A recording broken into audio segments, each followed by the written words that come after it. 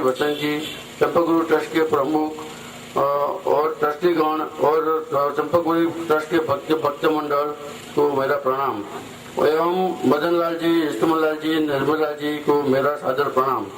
आज विश्व में कर्म से बंधनों से बंधे कितने ही मानव दुखी अनेक प्रकार के रोग से पीड़ित है।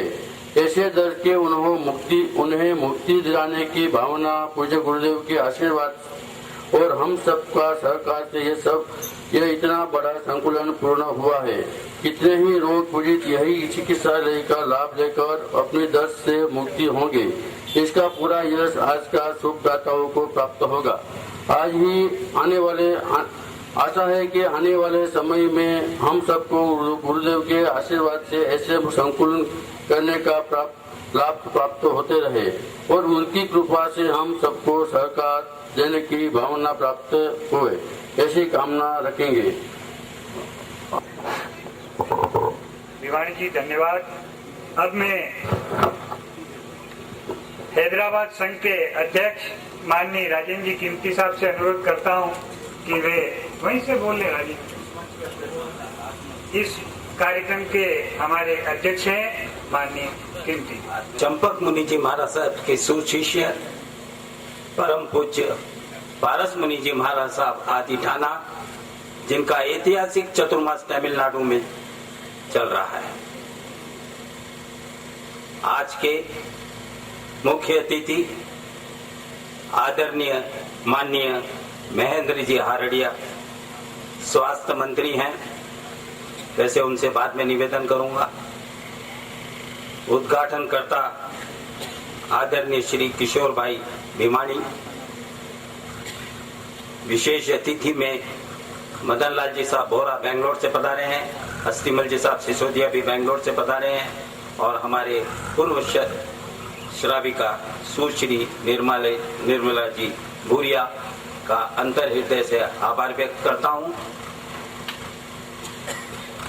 उपस्थित भाइयों और बहनों, भगवान महावीर के कई सिद्धांत हैं, पर मैं समझता हूं कि मानव सेवा से ऊपर कोई सिद्धांत नहीं है। जैसा कि अभी मनोज जी ने कहा, हम चाहे जितने मंदिर बना लें, चाहे जितने स्थानक बना लें, पर अगर मानव सेवा कर रहे हैं तो ये सब मंदिरों से ऊपर है।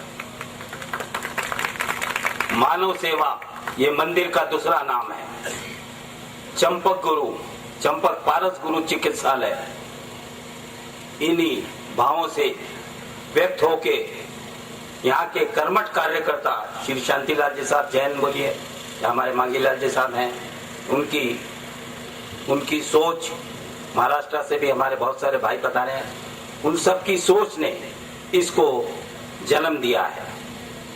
वैसे हमारे गुरु वगैरह प्रेरणा नहीं देते हैं चिकित्सालय बनाने की, किंतु उनका आशीर्वाद हमें जरूर चाहिए। जैन समाज में एक खूबी है कि 1% से भी नीचे हैं हम लोग आबादी की दृष्टि से। अगर इतिहास को पूर्व से फिर से पलटा जाए तो 26% यानी 26% का आय हम सेंट्रल खजाने में दे रहे हैं।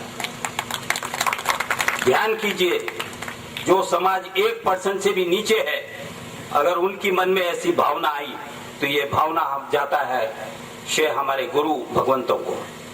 वो इस प्रकार के प्रवचन देते हैं कि अंदर से आदमी हिल जाता है, उसका लगता है कि मानव कल्याण के लिए कुछ न कुछ उसे करना है।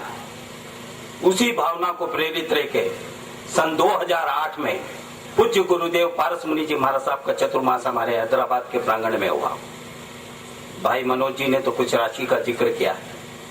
राशि का कोई महत्व नहीं है, कम हो या ज्यादा हो। मानव सेवा, इस मानव सेवा के लिए चंपक गुरु चिकित्सालय का जो यहाँ पेटलावत में उद्घाटन होने जा रहा है हमारे माननीय मंत्री द्वारा, तो मैं चाहूंगा कि कृपया प्राइवेट सेक्टर से भी दान दिया हुआ कोई भी चीज को उस मुकाम तक अंजाम नहीं दे सकता। कितने समय तक, कब तक ये दान चलता रहेगा? खाने का राज का भी हाथ होना चाहिए हमारे इस दान के ऊपर। मैं चाहूंगा हमारे माननीय मंत्री महेंद्र जी से मैं निवेदन करूंगा कि आपका वट वृक्ष भी इस चिकित्सालय को चाहिए। वट वृक्ष से मेरा मतलब है कुछ न कुछ अनुदान के रूप में, अगर आप समझते हैं कि ये क्षेत्र बिल्कुल सही है, जिन भाइयों ने इसमें दान दिया है और इसकी मेहनत करके इसको पौधा को सींचा है, तो आपका भी वट वृक्ष हमारे ऊपर अत्यधिक जरूरी है। वो चाहे किसी भी रूप में हो। मैं समझता हूं कि आर्थिक रूप जो सबसे बड़ी जरूरत रहेगी इस चिकित्सालय को आगे बढ़ाने के लिए, जैसे वसंत जी कटारिया भी नगर से पधारे हैं, वो डॉक्टर भी हैं, वो सब जानते हैं कि किसी भी चिकित्सालय को चलाने के लिए हजारों नहीं लाखों रुपए की जरूरत है। अगर हम चाहते हैं कि आदिवासी क्षेत्र में जो 50-50 किलोमीटर तक दूर तक कोई भी चिकित्सालय नहीं है, जैसा कि मुझे बताया गया है, तो इससे बढ़िया और क्या हो सकती है इस भगवान की देन। इस चिकित्सालय को अगर ऊंचा उठाना है, कुछ न कुछ करना है, तो हमें राज्य का भी सहारा अत्यधिक आवश्यक है। चाहे वो 25 लाख हो, 50 लाख हो, कम से कम हर वर्ष